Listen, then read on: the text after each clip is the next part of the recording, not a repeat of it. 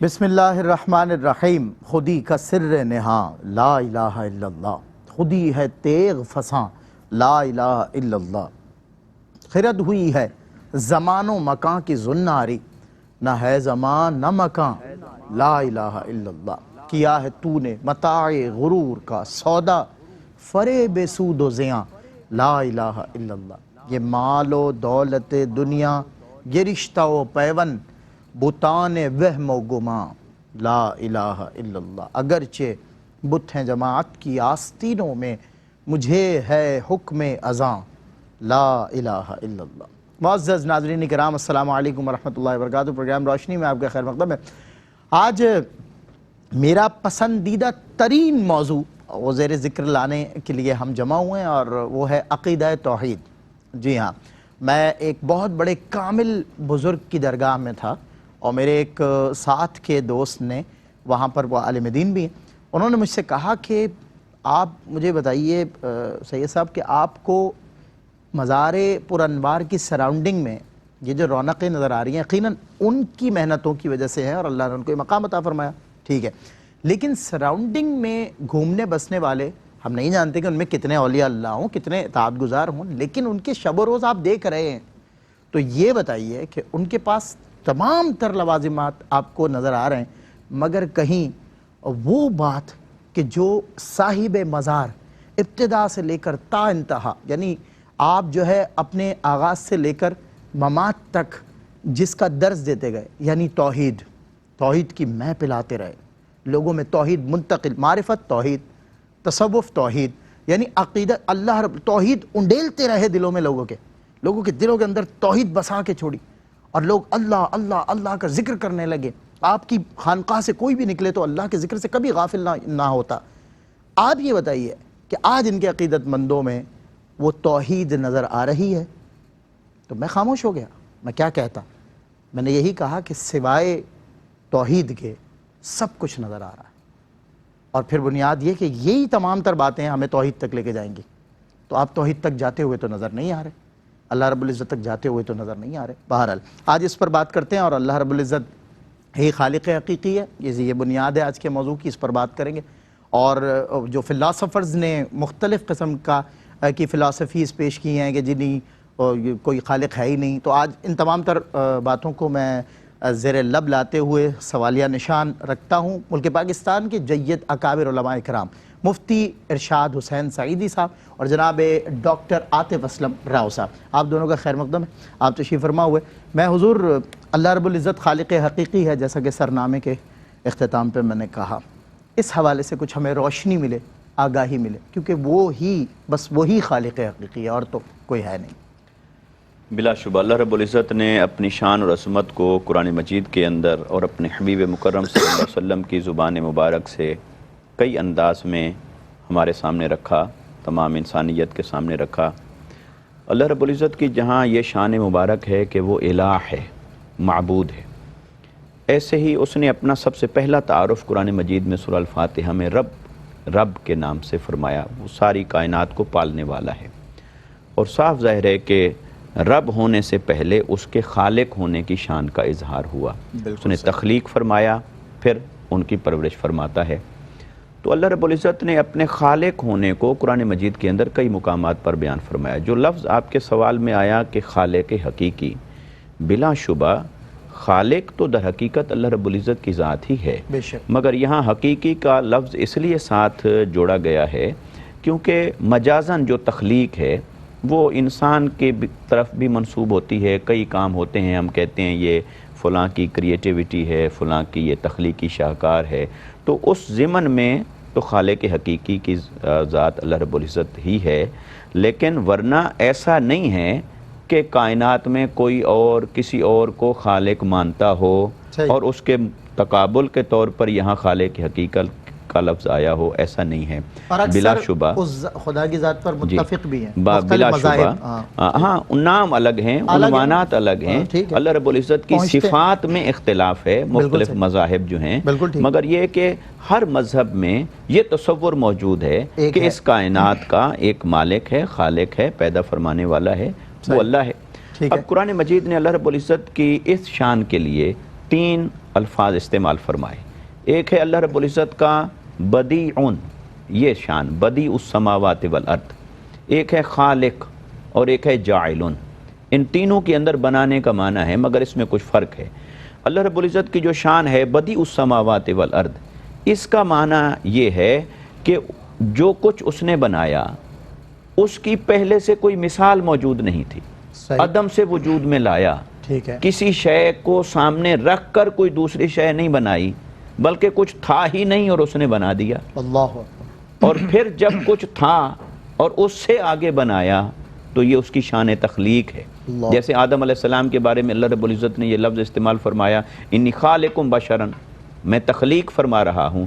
وہاں بدیع ان کا لفظ نہیں آیا، تخلیق، اس لیے کہ آدم علیہ السلام کے وجود بشری کو جن اجزاء ترکیبی سے ملا کر بنایا جا رہا تھا وہ اجزاء پہلے سے موجود تھے، وہ پانی، وہ مٹی، وہ ہوا، وہ آگ موجود تھے، ان کو ملا کے بنایا، تو یہاں تخلیق کا لفظ استعمال ہوا۔ لیکن اللہ رب العزت نے بدیع السماوات والارض اپنے آپ کو فرمایا، اس کا مطلب یہ ہے کہ آسمان کو کس شے سے بنایا وہ بھی نہیں تھی، وہ بھی اس نے تخلیق فرمائی۔ زمین کو کس شے سے بنایا وہ بھی نہیں تھی، نہ اس کے اجزاء تھے، نہ اس کا کوئی ماڈل اور نمونہ تھا۔ تو اللہ رب العزت عدم سے وجود میں لانے والا ہے، بدیع ہے، پھر خالق ہے، پھر جاعل ہے۔ جاعل اس معنی میں استعمال ہوتا ہے کہ اللہ رب العزت نے کسی شے کو تخلیق فرمایا، پھر اس کا کوئی خاص منصب ڈکلیئر فرمائے، اس کے لیے جاعل کا لفظ آیا۔ جیسے آدم علیہ السلام کے لیے فرمایا انی جاعل فی الارض خلیفہ، میں ان کو خلیفہ بنا رہا ہوں۔ اب وہاں آدم علیہ السلام کے وجود بشری کی بات نہیں، بلکہ ان کو جو منصب دیا جا رہا تھا اس کے لیے جاعل کی صفت استعمال ہوئی۔ تو یہ جو اللہ رب العزت کی صفات ہیں بنانے کے معنی میں جو آتی ہیں، اس میں آج جو ہمارا موضوع ہے خالق ہونا، اللہ رب العزت نے قرآن مجید کے اندر آقا علیہ الصلوۃ والسلام پر یہ آیت مبارکہ اتاری، فرمایا آپ ان مشرکین سے پوچھئے کہ کون ہے جو اس زمین اور آسمان کا تخلیق فرمانے والا ہے؟ لا یقولن اللہ، وہ ہرگز یہی جواب دیں گے اللہ ہے، صرف اللہ۔ لیکن جب آپ اگلی بات کرتے ہیں کہ جب ساری کائنات کو تخلیق فرمانے والا اللہ ہے تو پھر عبادت کا مستحق بھی وہی ہے، پھر اس کی جیسی صفات ہیں، جیسی اس کی شان ہے، اس کو ویسا مانو۔ یہ تقاضا ہے اس کی توحید پر ایمان لانے کا، اس کی وحدانیت پر ایمان لانے کا، اس کے وجود پر ایمان لانے کا۔ اور اللہ رب العزت نے قرآن مجید کے اندر اپنی شان خالقیت کو کئی انداز میں بیان فرمایا۔ فرمایا سنوریہم آیاتنا فی الآفاق وفی انفسہم حتی یتبین لہم انہ الحق، فرمایا ان قریب میں انسان کو اپنی تخلیق کی ایسی نشانیاں دکھاؤں گا، وہ میری تخلیق یونیورس کی بھی ہے اور خود اس انسان کی بھی ہے، تو اس انسان کے اندر اس کو اپنی ایسی تخلیقی نشانیاں دکھاؤں گا، کائنات کے اندر ایسی تخلیقی نشانیاں دکھاؤں گا کہ انہی نشانیوں کو دیکھ کر غور و فکر کر کے وہ ضرور اس نتیجے پر جا پہنچے گا کہ وہی حق ہے۔ تو اللہ رب العزت اپنی ان تخلیقی نشانیوں کے ذریعے سے اپنے وجود پر دلیل پیش فرماتا ہے قرآن مجید میں۔ اور پھر آقا علیہ الصلوۃ والسلام پر جو سورہ مبارکہ اتری، سورہ توحید، اس کو دیکھیے کہ اللہ رب العزت کی شان کہ اس سورہ مبارکہ میں کسی اور مضمون کو ہی شامل نہیں فرمایا کہ وہی ہے، وہی خالق ہے، وہی معبود برحق ہے، لہذا اس کو ویسا مانو جیسا وہ ہے۔ اور یہ ہمیں کیسے پتہ چلے گا کہ وہ کیسا ہے؟ ورنہ تو دنیا میں جتنے مذاہب موجود ہیں ہر کوئی اپنے اپنے انداز میں مان رہا ہے، ماننے کا دعویٰ کر رہا ہے، مگر اللہ نے فرمایا قل، مجھے ویسا مانو جیسا میں نے اپنا آپ بتایا اپنے نبی کو، اور میرے نبی نے میرا تعارف جن صفات سے کروایا اسی کے مطابق مجھے مانو گے تو یہ ایمان کہلائے گا۔ اور اگر اپنے عقل اور مشاہدہ کی بنیاد پر میری صفات کو اور ذات کو مانتے رہو گے تو وہ ماننا تمہارے لیے باعث نجات نہیں بنے۔ کیا بات، اس لیے میں تجھے مانتا ہوں، تو میرے مصطفیٰ کا خدا ہے۔ واہ۔ میں ڈاکٹر عاطف اسلم راؤ، تھوڑا سا وقت بچا لیکن ہم سوال کر لیتے ہیں، پھر انشاءاللہ بریک کے بعد کمپلیٹ بھی کر لیں گے۔ حضور، باطل نظریات میں سے فلسفی میدان میں اترتے ہیں۔ فلسفی کو بحث کے اندر خدا ملتا نہیں، ڈور کو سلجھا رہا ہے اور سرا ملتا نہیں۔ فلسفی کہتا ہے کہ ایسے بھی فلاسفرز ہیں جو کہتے ہیں کہ نہیں، یہ تو یکدم مارے سے وجود میں آ گئی دنیا، حادثاتی طور پہ، ایکسیڈنٹل، یعنی اتنی بڑی دنیا، ہماری سراؤنڈنگز میں جہاں ہم نظر کریں ویژنری کریشنز، یعنی خوبصورتی، ماسٹر پیسز ہمیں نظر آتے ہیں، ہم دنیا کو وزٹ کرتے ہیں، اور وہ سب کچھ حادثاتی طور پہ آ گیا۔ حادثاتی طور پہ کچھ بگڑا ہوا بھی نہیں ہے، سر حادثہ ہوتا ہے تو بگاڑ نظر آتا ہے، حادثہ بھی ہوا اور ثمر بھی گئی اور تخلیق بھی کسی نے نہیں کیا. عجیب و غریب سا نظریہ. قرآن و حدیث کی روشنی میں کیا فرماتے ہیں کہ اس کا لوگوں کا یہ نظریہ اور فلسفہ متعارف کروانا, اور اس پہ میں نے دیکھا لوگوں نے اس کو فالو بھی کیا, اس کے ماننے والے بھی ہیں.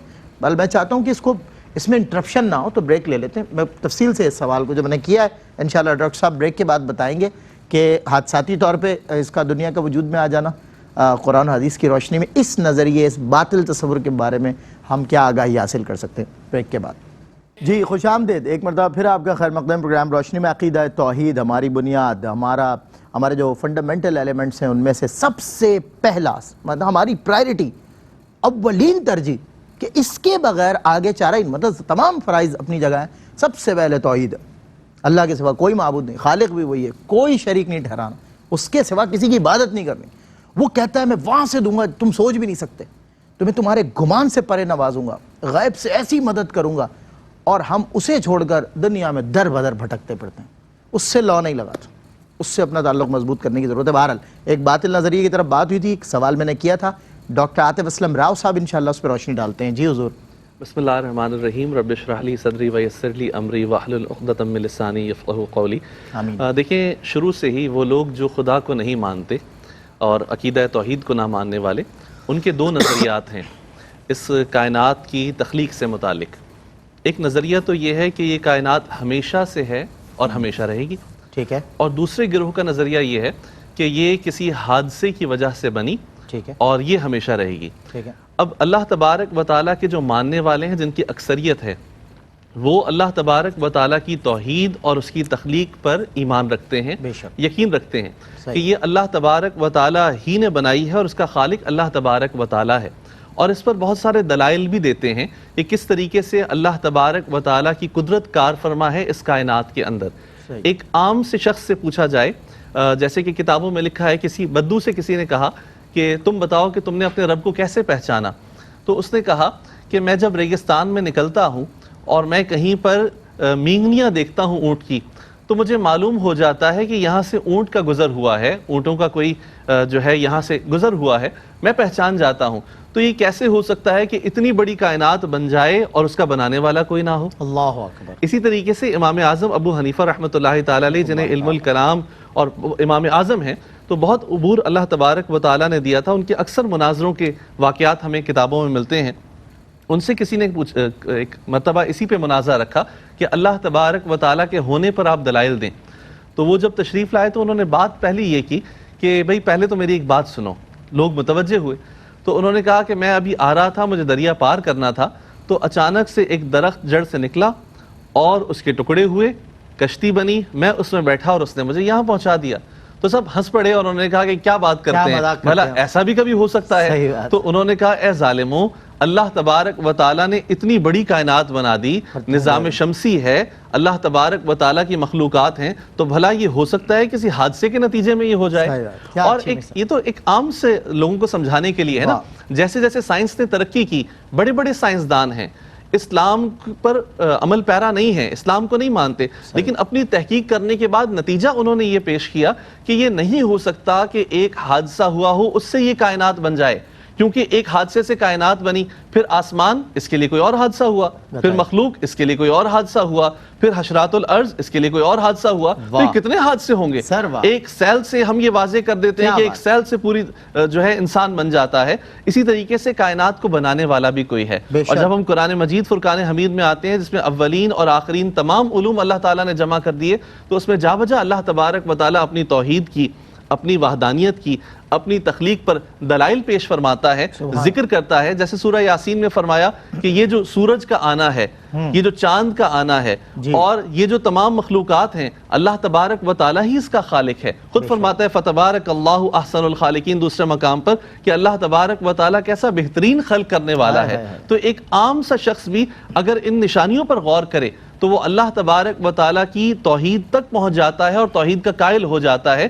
مگر اللہ تبارک و تعالیٰ نے جس کے لیے سمجھے ہدایت نہیں لکھی, یا جس کے لیے اللہ تبارک و تعالیٰ نے وہ راہیں مسدود کر دی ہیں, تو پھر وہ اس حقیقت تک نہیں پہنچ پاتا. کیا بات ہے ڈاکٹر صاحب, بہت خوب. یعنی ایک حادثہ زمین کا بن جانا دوسرا حادثہ آسمان کا، تیسرا مخلوقات کا، چوتھا اشراط الارض کا، پانچواں جناب یہ جبل ہے، یہ دشت ہے، یہ صحرا ہیں، زمین پر بھی بہت ساری تخلیقات ہیں. تو یہ کیسے ممکن ہے کہ اتنے سارے حادثات ہوئے؟ وہ بہت خوب. اور میں نے تو دیکھیں اب کہا تھا سٹارٹ میں کہ ابھی درمیان میں کہ ایکسیڈنٹ یعنی حادثے کے بعد چیزیں بگڑتی ہیں. میں نے یہ نہیں دیکھا حادثہ ہوا اور سنور گیا، بولے بال اتفاق کوئی گرا، سر پہ چوٹ لگی، اس کا مر جاتا رہا، یہ اللہ کی طرف سے. لیکن حادثے کے بعد بگڑی ہوئی دنیا تو نظر آتی ہے، یا بگڑی ہوئی شے تو نظر آتی ہے. زلزلے کے بعد نہیں دیکھتے، گاڑیوں کے حادثوں کے بعد نہیں دیکھتے. تو صورت یہ ہونی چاہیے. آن دی ادر ہینڈ عجیب و غریب سا فلسفہ ہے. بہرحال میں مفتی ارشاد حسین سعیدی صاحب سے پوچھنا چاہوں گا، حضور اب میں اللہ کی شان رزاقی پر بات کرنا چاہتا ہوں. وسائل پر یعنی وسیلوں پر یقیناً ہمارا ڈیپینڈ ہے، لیکن پہلے ہم کہیں ڈیپینڈنٹ ہیں اور رہیں گے زندگی بھر. ہر وسیلہ کہیں نہ کہیں ہمیں پہنچا رہا ہے. لیکن یہ بات ایک تو ظاہرہ موٹیویشن ملنا چاہیے کہ ہمارے یہاں معذرت کے ساتھ ہم کہتے ضرور ہیں اللہ بہترین جو ہے رزق دینے والا ہے، لیکن پریکٹیکلی ہماری لائف میں نظر نہیں آتا. ہم اور آؤٹ سورسز کو سمجھتے ہیں بس یہیں سے رزق ہے. جی یقیناً اللہ رب العزت کے وجود پر ایمان لانے کے بعد جو سب سے اہم سوال ہے وہ اس کی ربوبیت کے میدان میں انسان کئی قسم کے انتشار کا شکار رہا اور گمراہی کی طرف چلا گیا کہ بھی رب وہ جو تمام ضروریات کو پورا کرنے والا ہے. اسی میں سے ایک رزق بھی آ گیا. صحیح. تو اس رزق کو اللہ رب العزت نے یوں تو کائنات کے اسباب کے تحت فرمایا ہے، جس کی طرف آپ نے اشارہ کیا وسیلہ اور سبب. تو یقیناً رزق انسان کو کسی سبب کے تحت ملتا ہے. کوئی کاروبار کرتا ہے، کوئی محنت کرتا ہے، مشقت کرتا ہے، مزدوری کرتا ہے، یہ سب اسباب ہیں. مگر حقیقت میں رازق اللہ ہے. اور اللہ رب العزت نے ارشاد فرمایا واللہ خیر الرازقین، اور اللہ تبارک و تعالی رزق دینے والا ہے اور وہی بہترین رزق دینے والا ہے. بے شک. تو اللہ رب العزت کی شان رزاقیت کو دیکھیے تو متقین کی صفات میں اللہ نے اس چیز کو بیان فرمایا وَمِمَّا رَزَقْنَاهُمْ يُنْفِقُونَ، جو کچھ ہم نے تمہیں رزق میں عطا کر رکھا ہے اس میں سے اللہ کی راہ میں خرچ کرو. تو اس بات میں تو کوئی شک اور شبہ نہیں ہے کہ رزق دینے والا اللہ ہے. اب جو آپ نے سوال کی ایک نوعیت درمیان میں کی کہ ہم رزق کی طرف ہم چلے جا رہے ہیں اور رازق کا کوئی خیال نہیں، تو یقیناً آج کا انسان رزق کی جستجو کے اندر رازق کو بھلا کے بیٹھا ہے. اور رزق کی تلاش میں ہم وہ جو باؤنڈریز اللہ اور اس کے رسول صلی اللہ علیہ وسلم نے ہمارے لیے مقرر فرمائیں کہ یہ حد ہے، اس حد کے اور دائرے کے اندر رہ کر آپ نے رزق کو حاصل کرنا ہے، رزق کو تقسیم کرنا ہے، رزق کو پانا ہے، اس کی تلاش اور جستجو کرنی ہے. اگر ان حدوں کا خیال نہ ہو اور رزق کو ان حدوں سے بھی ماورا ہم تلاش کرنے لگ جائیں تو اس کا مطلب ہے کہ ہم رازق کی اطاعت اور فرما برداری اور اس کی تقسیم کو دل سے قبول نہیں کر رہے. یہ بات exactly that was my point جو میں آپ سے پوچھنا چاہ رہا تھا. بہت اچھی بات. تو ہمیں یہ دیکھنا ہے کہ رزق کی جستجو، کسب اور کوشش اور یہ تو اللہ نے ہمارے ذمہ لگائی، وہ تو ہم کریں گے اور اسباب میں سے کھوج لگائیں گے اور اسباب میں سے رزق ہمیں میسر آ جائے گا. لیکن جو توکل ہے وہ ان اسباب پر نہیں بلکہ اللہ کی ذات پر ہونا چاہیے. تو جب اللہ کی ذات پر ہوگا تو وہ رازق ہے اور وہ ہمیں اپنی بارگاہ سے وہاں سے بھی رزق عطا فرمائے گا جس طرف انسان کا گمان بھی نہیں جاتا. اور اللہ تبارک و تعالی کئی بار ہر انسان کو ایسی نشانیوں کا مشاہدہ کرواتا ہے کہ اسے وہاں سے رزق میسر آ جاتا ہے جہاں سے وہ اس نے سوچا بھی نہیں تھا، جہاں سے اس نے کبھی گمان نہیں کیا تھا، اور کبھی جہاں سے اس نے سوچ رکھا ہوتا ہے وہاں سے کچھ بھی میسر نہیں آتا.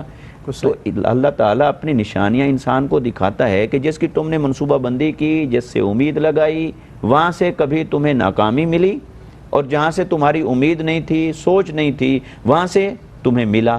تو لہٰذا یہ وہ سوچ کے زاویے ہیں جو تمہیں ایٹ دی اینڈ لے کر آئیں اللہ کی ذات کی طرف. بالکل. اور اللہ کے ذات کی طرف جب کوئی انسان توکل کے ساتھ مضبوط ہو جاتا ہے تو وہ یقیناً اللہ تعالیٰ اس کے لیے رزق کی بھی فراوانی عطا فرما دیتا ہے. اور رزق صرف جسم کا نہیں ہوتا، رزق روح کا بھی ہوتا ہے. اللہ تبارک و تعالیٰ نے ہمیں روح کی غذا بھی عطا فرمائی، جسم کی غذا بھی عطا فرمائی، حتیٰ کہ یہ عزت اور ناموس بھی اللہ کا دیا ہوا رزق ہے، علم بھی اللہ کا دیا ہوا رزق ہے. اور کسی کو روحانی مقام دیا، روحانیت دی، یہ بھی اللہ کا دیا ہوا رزق ہے۔ کیا بات تو ہے لہٰذا صرف پیسے اور مال کو ہی رزق نہ سمجھیے، صرف رزق کی مادی تعبیر اور تعویل تک ہی اپنے آپ کو محدود نہ رکھیں، بلکہ اس کی ایک روحانی تعبیر اور تعویل بھی ہے، اس کی طرف بھی آگے بڑھنے کی ضرورت ہے۔ کیا بات ہے، مطلب اسپریچولی اسے ہمیں سمجھنے کی ضرورت ہے کہ میں بھی اکثر سوچتا ہوں کہ انسان اولاد سے بھی غریب ہوتا ہے، انسان مال سے، علم سے، شعور سے، تہذیب سے، بہت سی چیزوں سے آپ کو مختلف لوگ عاری نظر آتے ہیں۔ اور غربت، جب لفظ غربت پہ غور کیا جائے تو وہ فقدان سے بنا ہے، کمی سے بنا ہے۔ کسی کا علم کی کمی ہے، کسی کو سلیقے کی کمی ہے، تہذیب کی کمی ہے، بصارت کی کمی ہے، کسی کے پاس کوئی کمی ہے، اور ان ساری کمیوں کو پورا کرنے والے نہیں، ہر قسم کا رزق دینے والا وہ وہی ہے۔ کیا زبردست، ماشاءاللہ، خوبصورت۔ میں ڈاکٹر عاطف اسلم راؤ صاحب، ایک لفظ استعانت استعمال ہوتا ہے، استعانت سے کیا مراد؟ میں قرآن مجید میں بھی دیکھتے ہیں ایاک نستعین آیا، اس حوالے سے کچھ روشنی ڈالیں، کچھ آگاہی عطا فرمائیں۔ بسم اللہ الرحمن الرحیم۔ سورہ فاتحہ میں اللہ رب العزت نے فرمایا وَإِيَّاكَ نَعْبُدُ وَإِيَّاكَ نَسْتَعِينُ، ہم خاص تیری ہی عبادت کرتے ہیں اور خاص تجھ ہی سے مدد مانگتے ہیں۔ صحیح۔ اللہ تبارک و تعالیٰ قادر مطلق ہے، اللہ تبارک و تعالیٰ ہمارا خالق اور مالک ہے۔ استعانت، مدد مانگنا صرف اسی سے ہے، اور اسی سے مدد مانگنی چاہیے، کیونکہ وہی مدد کرنے والا ہے، بے شک، وہی ہماری ضروریات کو پورا کرنے والا ہے۔ اس سے بسا اوقات انسان کے ذہن میں یہ سوال پیدا ہوتا ہے کہ بسا اوقات ہم اپنی عام زندگی کے اندر دوسروں سے بھی مدد مانگتے ہیں، تو کیا وہ اس آیت سے بات کانٹراڈکٹ کرتی ہے؟ کیا ہمارا عمل اس آیت کے خلاف ہے؟ تو ایسا نہیں ہے۔ خود سنت الہیہ اللہ رب العزت نے قرآن پاک میں فرمایا وَتَعَاوَنُوا عَلَى الْبِرِّ وَالتَّقْوَىٰ، ایک دوسرے کے ساتھ تعاون کرو، ایک دوسرے کی مدد کرو۔ اون مادہ ہے استعانت کا بھی، اور یہاں بھی وہی ذکر کیا گیا کہ ایک دوسرے کی مدد کیا کرو۔ اسی طریقے سے اللہ تبارک و تعالیٰ نے دنیا کے اندر مختلف قسم کے وسائل ایسے رکھے ہیں جنہیں بروئے کار لا کے ہم اپنی ضروریات کو پورا کرتے ہیں۔ صحیح۔ کوئی بیمار ہو جاتا ہے تو وہ ڈاکٹر کے پاس جاتا ہے، کسی کو کوئی پریشانی ہوتی ہے تو وہ یہ دیکھتا ہے کہ یہ پریشانی کون دور کر سکتا ہے، تو اس سے جا کے علاج کرانا، کسی سے مدد مانگنا اس آیت کے بالکل بھی خلاف نہیں ہے۔ خود ہمیں نبی کریم صلی اللہ علیہ وسلم کی سنت مبارکہ میں نظر آتا ہے کہ جب غزوات ہوا کرتے تھے تو اپنی طور پر مادی طاقت یعنی تلوار، گھوڑے اور جو آلائے جنگ ہیں ان سب کو ساتھ رکھتے تھے، لیکن حضور علیہ الصلوۃ والسلام پوری رات اللہ کی بارگاہ میں دعا کیا کرتے تھے کہ اے باری تعالیٰ ہماری مدد فرما دے، یہ مٹھی بھر مسلمان اگر نہیں رہے تو تیرا نام لینے والا کون ہوگا۔ تو اس استعانت کا مطلب یہ نہیں ہے کہ ہم اللہ تبارک و تعالیٰ کی ذات کے سوا دنیا کے اندر ہم کسی سے تعلق قائم نہیں کر سکتے، کسی سے مدد نہیں مانگ سکتے۔ جب ہمیں ضرورت ہو ہم دوسروں کے سامنے جائیں، اور دنیاوی اعتبار سے اگر ضرورت ہے تو مدد مانگیں۔ اصل میں مسئلہ یہ ہے کہ ہم یہ بات نہیں سمجھ پاتے۔ حقیقت یہ ہے کہ شرک اور توحید کے اندر اگر ہم فرق کر لیں تو پھر ہمارے تصورات صحیح ہو جائیں گے۔ صحیح بات۔ یہ جو دوسرے سے مدد مانگنا ہے یہ کیا ہے؟ اللہ تبارک و تعالیٰ کی ہر خوبی جو ہے 4 خوبیوں سے متصف ہے۔ اللہ تبارک و تعالیٰ کی ہر خوبی 4 خوبیوں سے متصف ہے، اور مخلوق کی بھی ہر خوبی 4 خوبیوں سے متصف ہے۔ اللہ تبارک و تعالیٰ کی ہر صفت ذاتی ہے، ٹھیک ہے۔ اللہ تبارک و تعالیٰ کی ہر صفت ازلی ابدی ہے، ہمیشہ سے ہمیشہ رہی ہے۔ ایسا ہی اللہ تبارک و تعالیٰ کی ہر صفت غیر فانی ہے، اور اللہ تبارک و تعالیٰ کی ہر صفت قدیم ہے۔ بے شک۔ اسی طرح مخلوق کی ہر صفت عطائی ہے، اگر کوئی مخلوق مدد بھی کر رہی ہے تو اللہ تبارک و تعالیٰ کی عطا سے کر رہی ہے۔ ایسا ہی مخلوق کی صفات کو فنا ممکن ہے، مخلوق کی صفات محدود ہے، لامحدود نہیں ہے، اور اسی طریقے سے مخلوق کی صفات حادث ہیں، یعنی ایک وقت ایسا تھا کہ یہ نہیں تھی، بعد میں وجود میں آئی۔ ان 4 فرق کو اگر ذہن میں رکھیں گے تو پھر توحید اور شرک اور مدد مانگنے کا تصور ہم پر واضح ہو سکے گا۔ بہت اچھی بات ڈاکٹر صاحب، ایسا ہی ہے، کانسیپٹ کلیئر کرنے کی ضرورت ہے۔ ہمارا جو ایک ججمنٹل لینس ہے کسی کو بھی پرکھنے کا، وہ ہماری اپنے اوپینین پر محیط ہوتا ہے، یعنی ہم ایک اپنا ہی ایک ازمپشن ہوتی ہے، ہم ازیوم کرتے ہیں، نتیجہ نکالتے ہیں۔ اچھا، سب سے پہلی بات تو کہ ہمیں یہ بھی بنیاد فراہم کی گئی کہ مشاورت ضروری ہے، اور اہل علم لوگوں سے مشاورت ضروری ہے، ان سے جانیں، ان سے سیکھیں۔ ان حضرات کو ظاہر مصروف ترین لوگ ہیں، ان کو یہاں مدعو کرنا، بٹھانا، ان کا وقت لینا بڑا قیمتی وقت ہے ان حضرات کا۔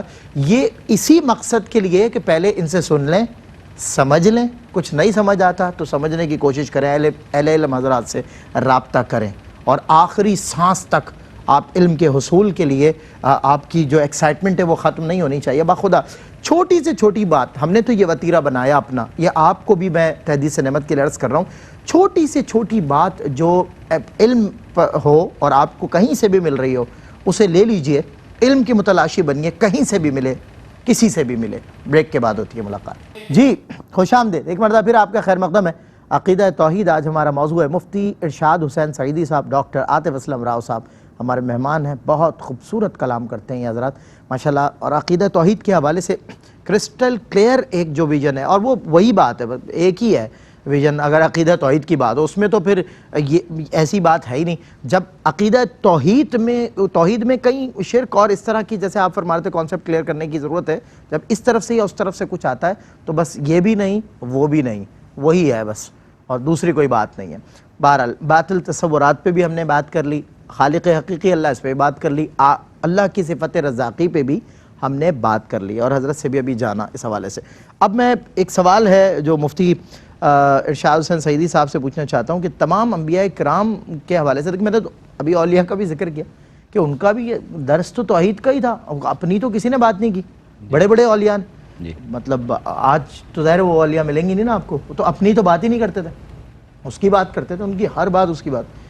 اب یہ ایک لیول ہے. اور قطب ابدال قلندر غوث، یہ تو مطلب جب انبیاء کی بات آئے گی تو یہ پھر کسی درجے میں نہیں نظر آتے. ہو کیا بات ہے، اتنی بڑی ایک کلاس ہے اللہ کے یہاں اسپیسیفائی ہو چکی. وہ سب کے سب درس توحید دیتے ہوئے نظر آ رہے ہیں. کیسی کیسی مشکلات، کیسے کیسے آزمائشیں، ہٹ ہی نہیں رہے. دیکھیے، ایک تو آپ کے کلام میں ایک جملہ آیا کہ آج کل اولیاء، اس کو تو میں صاحب ذرے ہمارے سوال کا موضوع نہیں ہے، ورنہ اس کو میں ان ڈیٹیل ایڈریس کرتا. ایک جملہ اس پہ یہ عرض کروں گا جی کہ کوئی زمانہ ایسا نہیں جو اللہ کے نیک اور صالح بندوں سے خالی ہو. ایسا ہی. یہ الگ بات ہے کہ کچھ لوگ عمل کے اعتبار سے ان جیسا بننے کی کوشش کرتے ہیں، یہ قابل تعریف ہے. بالکل صحیح. یہ اطاعت میں ہے، اتباع میں ہے، سلوک میں ہے، تصوف میں ہے. کچھ یہ ہے کہ محض حلیہ، آرٹیفیشلی محض لبادہ بنتے ہیں یا بنائے جاتے ہیں. صحیح بات. صاحب ظاہر ہے یہ جو چیز ہے یہ کسی طور پر بھی اپریشیٹیبل نہیں ہے، یہ قابل مذمت ہے. تو لوگوں کو بھی چاہیے کہ کھرے اور کھوٹے کا ہر جگہ فرق دیکھیں، شعور دیا اللہ نے. اور کھرے اور کھوٹے کے فرق کے لیے جو ہمارے پاس سٹینڈرڈ ہے، جو کرائٹیریا ہے، جو کسوٹی اور معیار ہے، وہ اللہ کا کلام ہے اور آقا علیہ السلام کی سیرت مطہرہ ہے. اور جو سوال ہے کہ تمام انبیاء کرام اللہ رب العزت کی توحید اور وحدانیت کا پیغام لے کر آئے، یقیناً، کیونکہ وہی مقصود کائنات ہے، وہی خالق ہے، معبود ہے اور مقصود ہے. واہ. ہمارے اسلاف نے، اولیاء اور صالحین نے، یہ جو لا الہ الا اللہ کا ہم کہتے ہیں نا تسبیح اور تحلیل، تو تسبیح تو ہو گئی جب سبحان اللہ کہا، تحلیل لا الہ الا اللہ کا ورد کرنا. تو اس لا الہ الا اللہ کی تحلیل کو وہ فرماتے ہیں کہ الہ کے اندر اس کے معانی کا اگر اعتبار کیا جائے تو الہ کا ایک معنی ہے مقصود، تو لا مقصود الا اللہ. تو الہ کا ایک معنی ہے محبوب، تو لا محبوب الا اللہ. اس اعتبار سے دیکھیں تو اللہ رب العزت ہی مقصود کائنات ہے. تو جب وہی مقصود ہے تو تمام انبیاء کرام کی دعوت کا مرکز بھی اللہ رب العزت کی ذات، اسی کی توحید اور وحدانیت، اور ان کی ساری جد و جہد کا مرکز اور محور بھی یہی. اس کو اگر میں ڈیوائیڈ کر کے دو حصوں میں تقسیم کر لوں کہ انبیاء کرام کی ساری جد و جہد کا مقصود یوں تھا کہ اللہ کو مانے اور اللہ کی مانے، بس انہی دو چیزوں کے اندر سب کچھ سمٹ جاتا ہے. اللہ کو مانے، یہ عقیدہ ہے، عقیدہ توحید ہے، اپنے تمام متعلقات کے ساتھ، اپنے تمام تر لوازمات کے ساتھ. اور اللہ کی مانے، یہ اللہ کی اطاعت اور فرما برداری، یہ انڈیویجول کیپیسٹی میں بھی اللہ کی اطاعت، اور اجتماعی نظام کے طور پر معاشرتی، سیاسی، اقتصادی اعتبار سے اللہ کی اطاعت کرنا، وہ بھی ایک پورا نظام بنتا ہے. اور اسی کو فرمایا کہ لِیُظْہِرَہُ عَلَى الدِّینِ کُلِّهِ، اللہ کے دین کو غالب کرنا ہے، یعنی اللہ کی اطاعت کو غالب کرنا ہے کہ تمام معاشرہ مجموعی طور پر، اجتماعی طور پر اللہ کی مانے. تو انبیاء کرام کا جو مقصود تھا وہ یہی رہا ہر نبی کا کہ اللہ کو مانے تمام صفات کے ساتھ اور اللہ کی مانے، تو اللہ کی اطاعت اور فرما برداری کریں. تو آقا علیہ السلام سے قبل جتنے بھی انبیاء کرام کا تذکرہ قرآن مجید میں ملتا ہے، یا قوم اعبدوا اللہ ما لکم من الہ غیرہ، ہر نبی نے آ کر یہی کہا کہ اے قوم، اللہ کے سوا کون ہے جو معبود ہو، اللہ کے سوا کون ہے جو مقصود ہو، تو لہٰذا اسی کی عبادت کرو، اسی کی بندگی کرو. تو تمام انبیاء کرام نے ہمیں یہ راستہ دکھایا کہ اللہ تعالیٰ کی رضا کو کیسے پایا جا سکتا ہے. اسے کیسے راضی کیا جا سکتا ہے، اس کی فرما برداری کا درجہ کیسے ہم حاصل کر سکتے ہیں، اور اپنی زندگی کو، اخلاق کو، کردار کو کس نہج پہ چلانا ہے کہ وہ ہم سے راضی ہو جائے، اور جس نے اسے راضی کر لیا اس نے مقصود کو پا لیا، اور مقصود جن کو ملا وہی اولیاء کہلائے۔ اولیاء کرام نے در حقیقت مقصود کے اوپر اتنی محنت کی، اتنی مجاہدہ اور ریاضت کی، انہوں نے دنیا و ما فیہا سے وہ بے نیاز ہو گئے، نہ انہیں مال کی محبت، نہ دنیا کی محبت، نہ جاہ و منصب کی، نہ تعریف اور ستائش کی۔ آخری ایک جملہ یہ کہ وہ بڑے لوگ تھے، ان کے نام مختصر ہوتے تھے، آج شخصیات چھوٹی ہوتی جا رہی ہیں، نام اور القابات بڑے ہوتے جا رہے ہیں۔ بس یہی فرق ہے ہمارے اکابرین میں اور آج جن کی طرف آپ اشارہ کر رہے تھے، تو وہ ان لوگوں میں یہی فرق ہے۔ ہم نام لیتے ہیں تو ہم لیں گے ابو بکر، کوئی آپ کو ضرورت محسوس نہیں ہوئی کہ 2 لائنوں پر مشتمل آپ القابات بیان کریں، عمر، عثمان، علی۔